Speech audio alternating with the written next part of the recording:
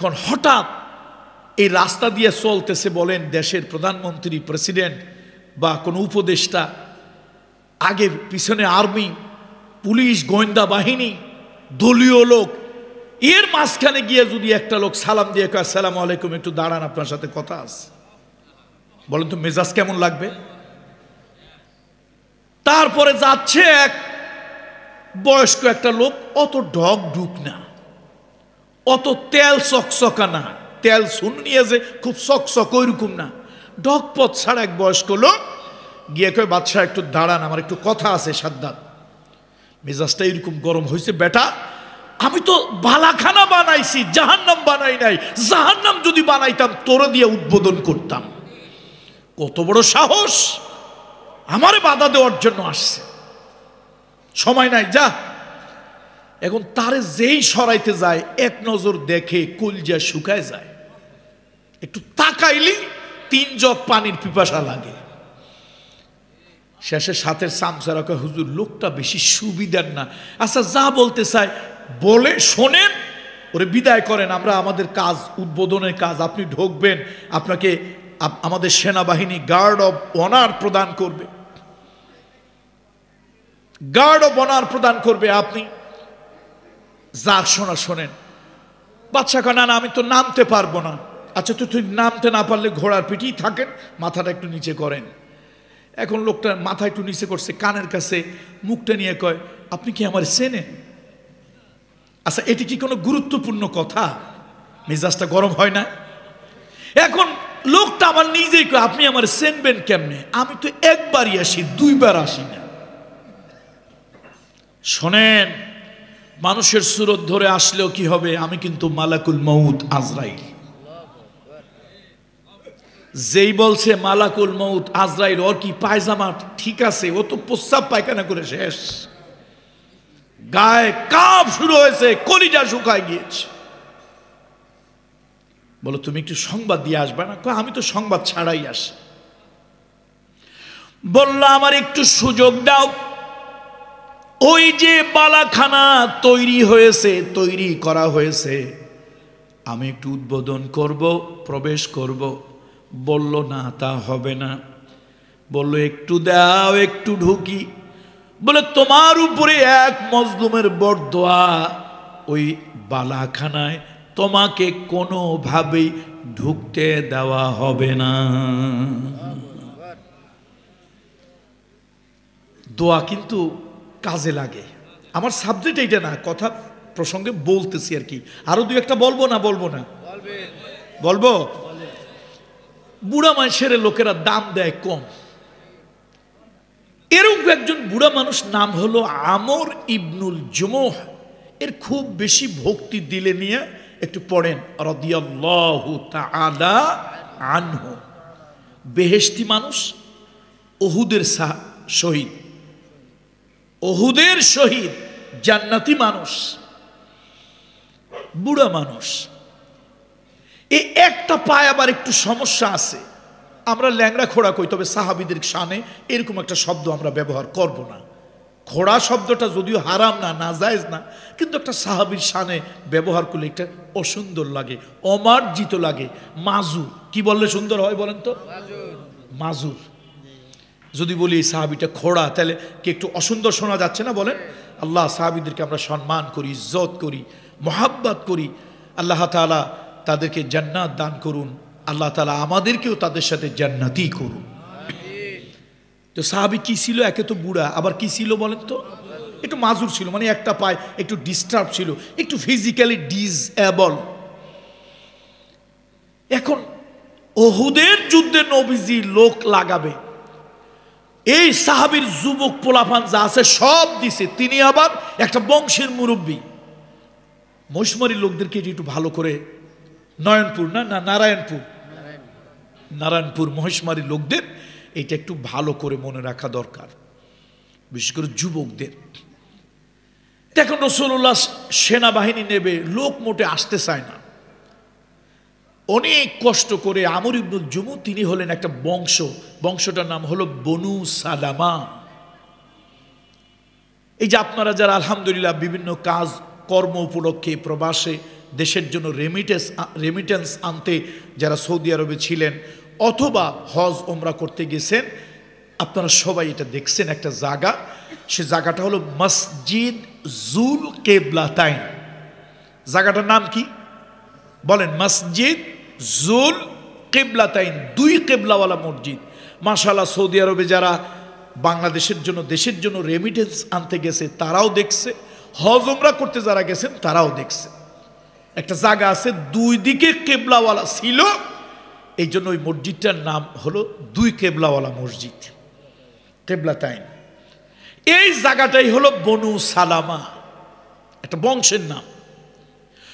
ওই বংশের মুরব্বী হলো, ওই বংশের প্রধান হলো, ওই বংশের লিডার হলো একজন বয়স্ক মুরব্বী, তার নাম হলো আমর ইবনুল জুমুহ। আমর ইবনুল জুমুহ রাসূলুল্লাহর কাছে এসে বলেন, ইয়া রাসূলুল্লাহ, হুজুর উহুদের যুদ্ধে যাওয়ার জন্য কতগুলো লোক হইল? আল্লাহ নবী কয়, লোক তো বেশি হয় নাই, 1000 পড়ে নাই। সাহাবী বলে, ইয়া রাসূলুল্লাহ, আমার সন্তান যা ছিল, বংশের যুবক যা ছিল সব দিয়েছি। আল্লাহ যদি আমাকে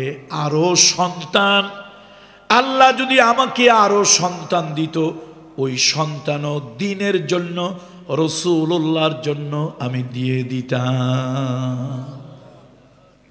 ইয়া রাসূলুল্লাহ, এখন কি হবে? আবু সুফিয়ান 3000 লোক নিয়ে আসতেছে, আর তার সাথে একজন লোক আছে, ওরে আল্লাহ, সারা দুনিয়া যারে ভয় পায় এমন একটা লোক, তার কপালে ভাগ্যে আল্লাহ তাআলা লিখে দিয়েছে বিজয়। কি লিখে দিয়েছে? বিজয় লিখে দিয়েছে। সে কুফরি হালাতে এবং ইসলামের হালাতে কোন যুদ্ধে সে পরাজয় হয় নাই। ওই লোকটার নাম হলো খালিদ বিন ওয়ালিদ রাদিয়াল্লাহু তাআলা আনহু। সুবহানাল্লাহ বলবেন না একটু? এই সাহাবী কি হয় নাই? কাফের অবস্থায়, মুশরিক অবস্থায় কোন যুদ্ধে পরাজিত হয় নাই।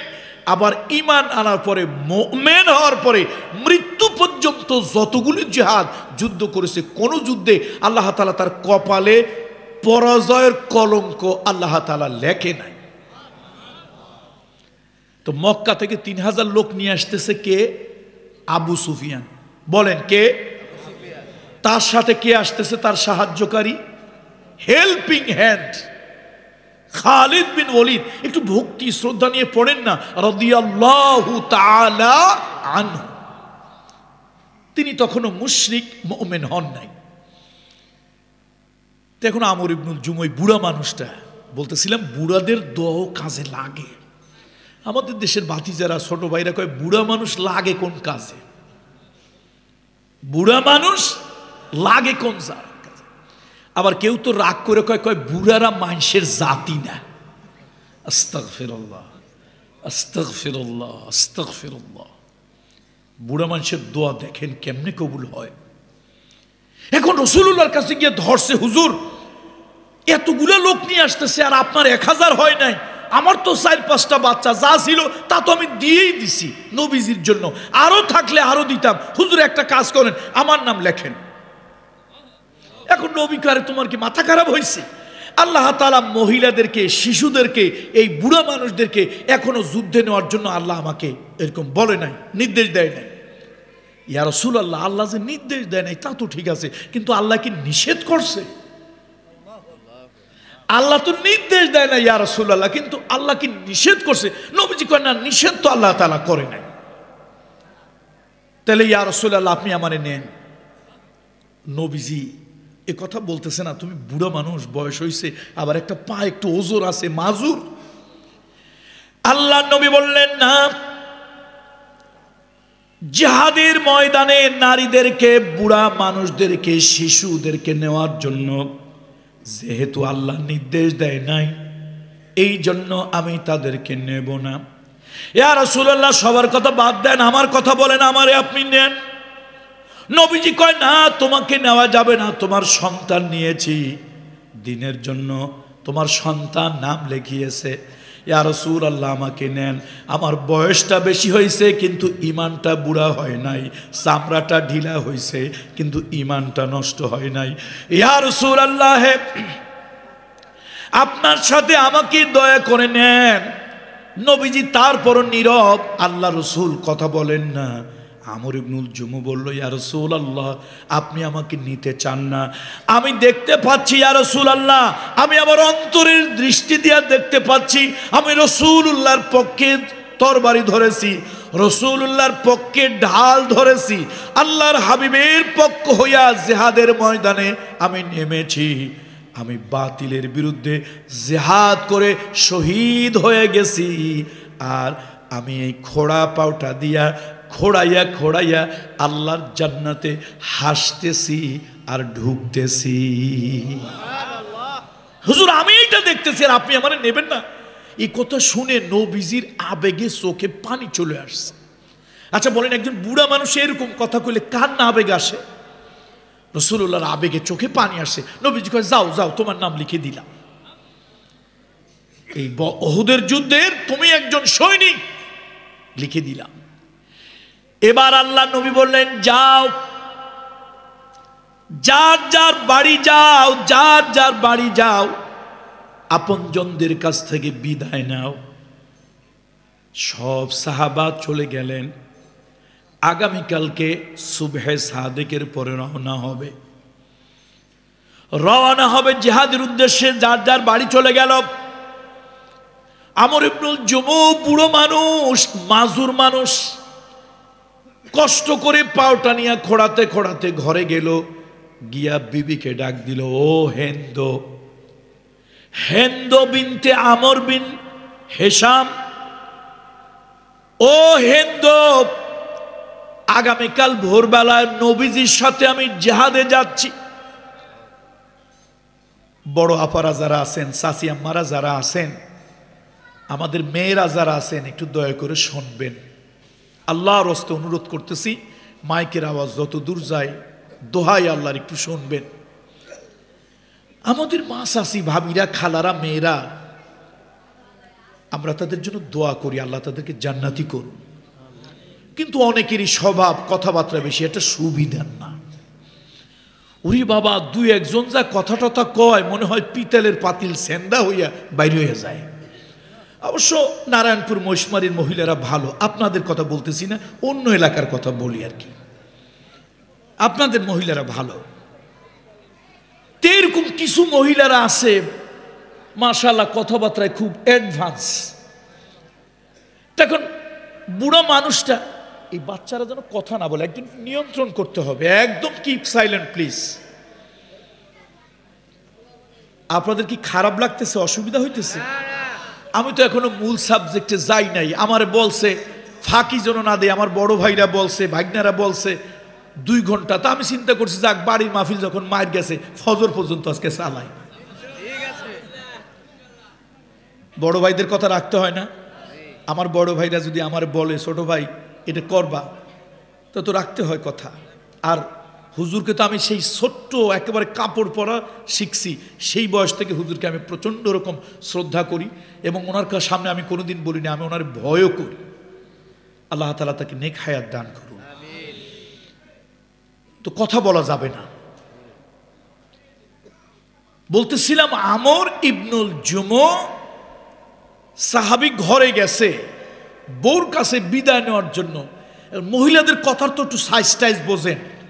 ও তুমি যাবা যুদ্ধে, তোমার মতো এরকম ঠ্যাংওয়ালা মানুষ, তুমি তো যুদ্ধে গিয়ে না জানি কোন ঝামেলা বাজাবে। তুমি যখন তরবারির ঝনঝনানি শুনবা, যখন তুমি দৌড় মারবা, তোমার সাথে যে কত লোক পালাবে, নবীজির কি হবে? দেখছেন, বেচারা দিলে একটু ব্যথা লাগছে। এ শুধু লাঠির আঘাতে ব্যথা লাগে না, কথার আঘাতেও ব্যথা লাগে। লাঠির আঘাত দূর হয়, কিন্তু কথার আঘাত, জিহ্বার আঘাত মৃত্যু পর্যন্ত থেকে যায়। আমর ইবনুল জুমু বুড়া মানুষ, দিলে একটু ব্যথা লাগছে। এই হেন্দো, তোমার সাথে এত বছর ঘর সংসার করি, বাচ্চা কাচ্চা হইল, তুমি আমারে চিনো না? আর চামড়া আমার ভুরাইছে তো কি হয়েছে? বয়সটা আমার বেশি হয়েছে, পায়টা একটু মাজুর হয়েছে, হয়েছে কি আমার ইমান কি ল্যাংড়া খোড়া হয়েছে? আমার ইমানটা তো মজবুত, তরতাজা কাঁচা ইমান। হেন্দ জীবন চলে যেতে পারে, হেন্দ বিন আমর বিন হেশাম জীবন চলে যেতে পারে, কিন্তু আমি রাসূলুল্লাহকে রেখে ময়দান ছেড়ে কাপুরুষের মতো পিছনে পালিয়ে আসবো না। এখন মহিলা তারপরে কয় না যাওয়াই ভালো, কারণ নবীজিরে এত কইয়া অনুরোধ করে অনুমতি নিছে, এ কথা শোনা যায়, মনটা খারাপ হয়েছে না? দোয়া কবুল কেমনে হয় দেখেন। মনটা এবার বেশি একটু কষ্ট লাগলো। স্বামী স্ত্রীর ব্যথা কার কাছে বলবে কথা, বলার তো কায়দা নাই। সাথে সাথে মন খারাপ করে আকাশের দিকে দুইখানা হাত তুলল, আকাশের দিকে দুইখানা হাত তুলে একটু দোয়া করল, আল্লাহুম্মা লা তারুদ্দুনি ইলা আহলি। ও আরশের মালিক, তোমার হাবিবের সাথে আমি জিহাদের ময়দানে সকালবেলায় সুবহে সাদিকের সময় রওনা হব। তোমার কাছে একটা দোয়া করি, ফরিয়াদ করি, এই বুড়া মানুষটাকে জিহাদের ময়দান থেকে আর বাড়ি ফিরাইয়া আনিও না।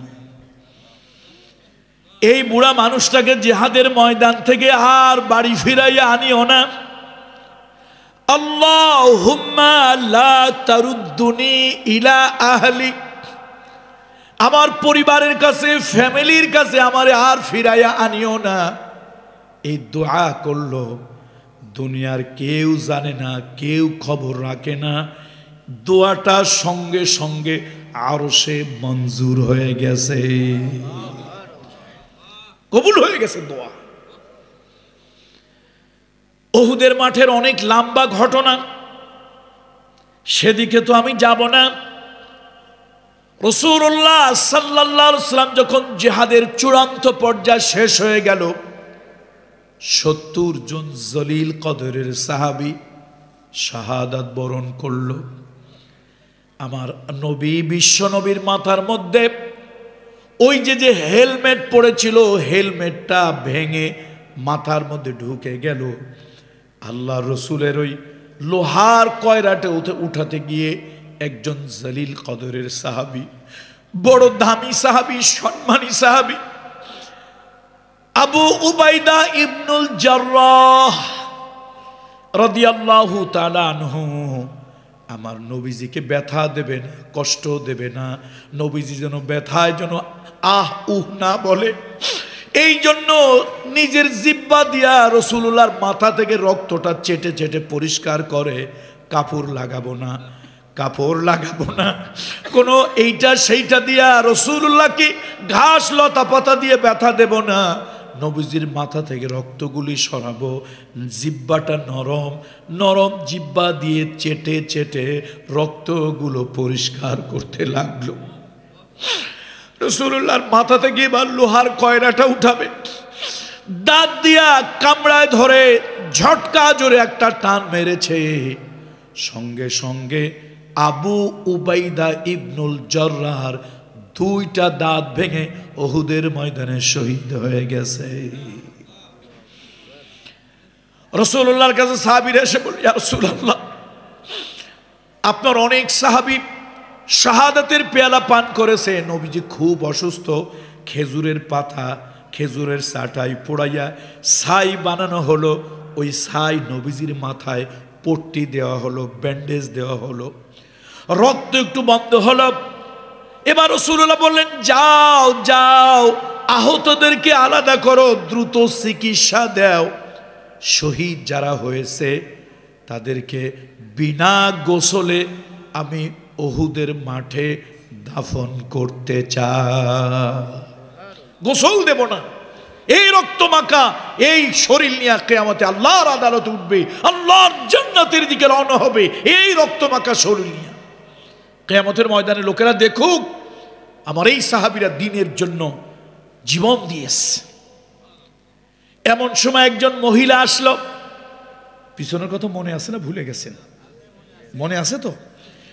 একজন মহিলা আসছে, রাসূলুল্লাহ ঠিকমতো কথা বলতে পারছেন না, দাঁড়াতে পারছেন না। রাসূলুল্লাহর কাছে এসে সালাম দিল, ইয়া রাসূলুল্লাহ, আপনি কি আমাকে চিনেছেন? ইয়া রাসূলুল্লাহ, আপনি কি আমারে চিনেছেন? আমি হইলাম আপনার সাহাবী আমর ইবনুল জুমুহ, আল্লাহু আকবার, রাদিয়াল্লাহু তাআলা আনহু। ইয়া রাসূলুল্লাহ, আমি তার স্ত্রী, আমার নাম হিন্দ। ইয়া রাসূলুল্লাহ, আপনাকে না বলে আপনি অসুস্থ, আপনার অনুমতি না নিয়ে একটা কাজ করছি। হুজুর, আমার স্বামী বাড়ি থেকে আসার সময় একটু কথা কাটাকাটি হয়েছিল। হুজুর, একটু মনটা মলিন হয়েছিল। স্বামীর প্রতি আমার বড় দয়া, বড় মায়া। আমার স্বামী শহীদ হয়েছে। আমি আমার স্বামীর লাশটা অনেক কষ্ট করে খুঁজে বাইর করছি। লাশটারে একটা উটের উপরে, শক্তিশালী উটের উপরে উঠাইছি। লাশটারে বেঁধে বাড়ির দিকে রওনা হব।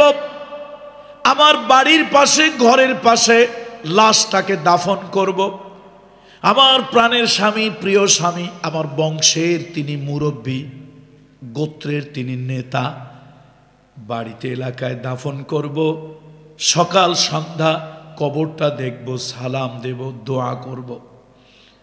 হুজুর, লাশটা একটা উটের পিঠে উঠাইলাম। এবার যতই চেষ্টা করি উট এক কদম সামনে যায় না। ইয়া রাসূলুল্লাহ, উটের গলা ধরে টানি, গলা ছিঁড়ে যেতে চায়, কিন্তু উট এই লাশ নিয়ে এক কদম সামনে পা বাড়াতে চায় না। ইয়া রাসূলুল্লাহ, আপনি একটু অনুমতি দেন।